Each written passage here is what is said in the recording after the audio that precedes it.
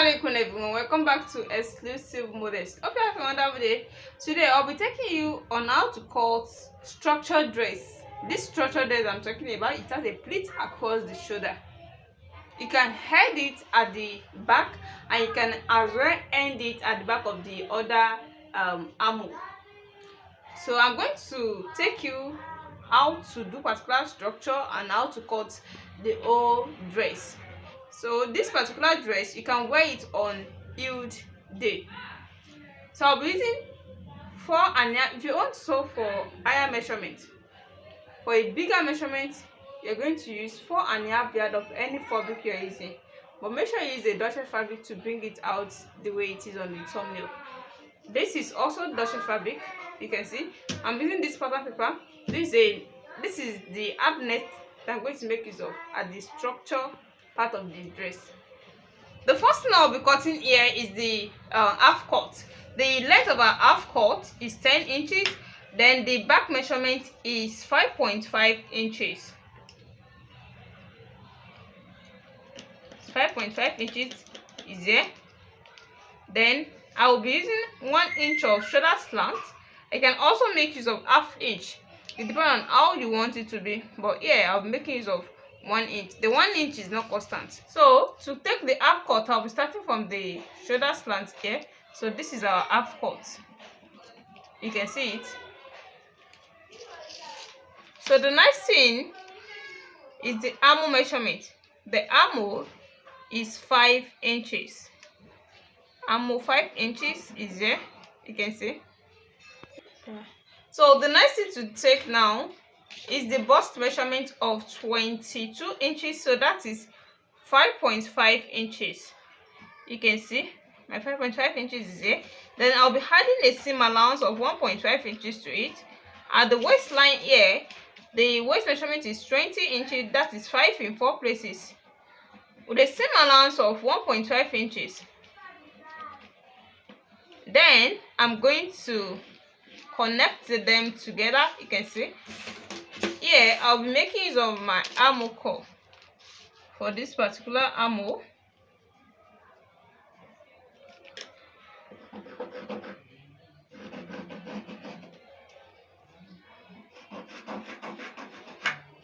You can see now, this is the armhole, this is the bust line, and this is the waistline.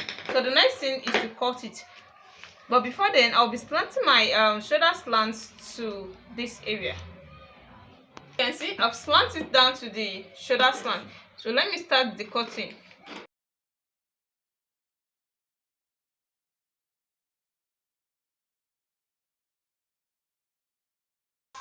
So you can see this is now the half cut.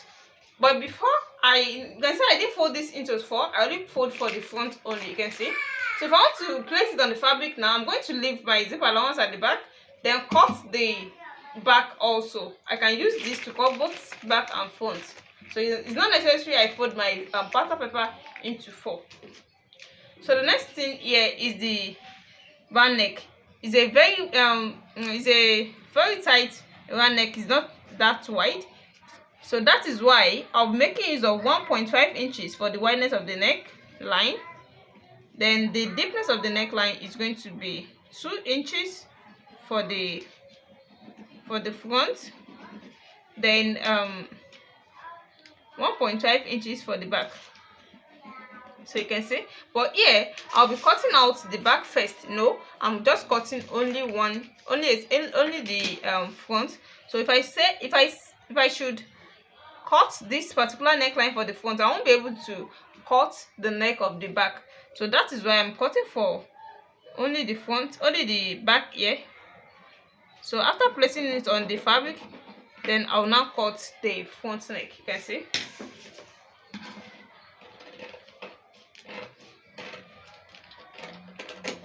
So you can see now. So this is now the back neck and this is the front neck.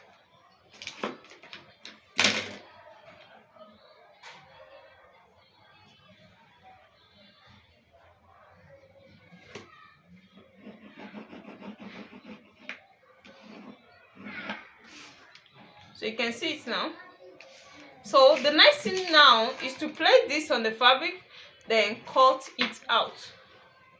So after the cutting of the half cut, the next thing I want to cut out is the structure of the dress. The structure of the dress, you must know the wideness on your client. You have to take the measurement where it reach, where it and where it ends, where it starts from. You know, it started from the side and it ends to the waist. So you must take the wideness.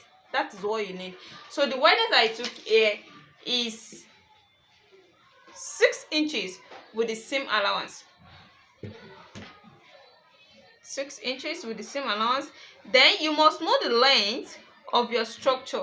The wideness here is 26 inches with the seam allowance. You know, I take the measurement from the front across the shoulder to the back. That's what gave me the actual length of the structure. So since we have our wideness here, the length I'll be starting from here.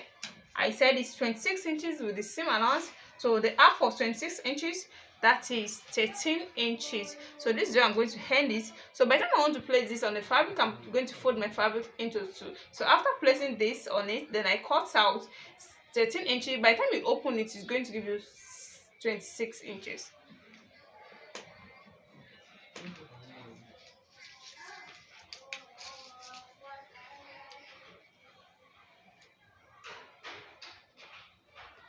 Six inches is here. So I want to roll it out now. 6 inches. So you can see this is what I've cut out. This is 26 inches by 6 inches. You can see, and this is the half cut. So the next thing I need is the band, the tiny band at the waist. So this is now the band. You can see the band at the front. This is 3 inches band. Then I'm going to fold it into 2 to give me 1.5 inches. So the half inch is going for the seam allowance. Then what I need is just 1 inch. If you're sewing for higher measurement, what you need is just 2 inches. So you'll be folding 2.5 inches. That's 5 inches. When you fold the 5 inches into 2, it's going to give you 2.5 inches. Then the half inch is going for the seam allowance. Then you'll be left with 2 inches. So that is for higher measurement, but here I only need 1 inches. So this is for the structure, this is for the body. So let me go and cut this on the fabric, then show it to you. Come back. This is after cutting it on the fabric. You can see this is the back, and I've as well cut out the facing. You can see the facing that I'm using, and you can as well put a gum tail at the facing just to make it stand. So these are the half cuts with their facings. This is the band. There's a stay at the band also. You can see you're going to fold this into 2. Use the half inch for the seam allowance. The 1 inch is going for the band. This is the structure part of the dress.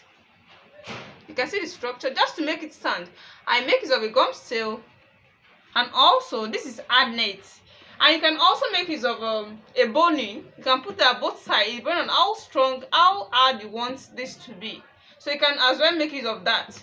But here I make use of gum stay, then my hard net. You can see it. So this is the structure that is going from the side across the shoulder to the other side of the back. So you know there's a plate on this structure, and this is what I've cut out. You can see this is double of this. The double of this is because we're going to make use of this to make a pleat on this particular one. So this is how it's going to be. You can see it.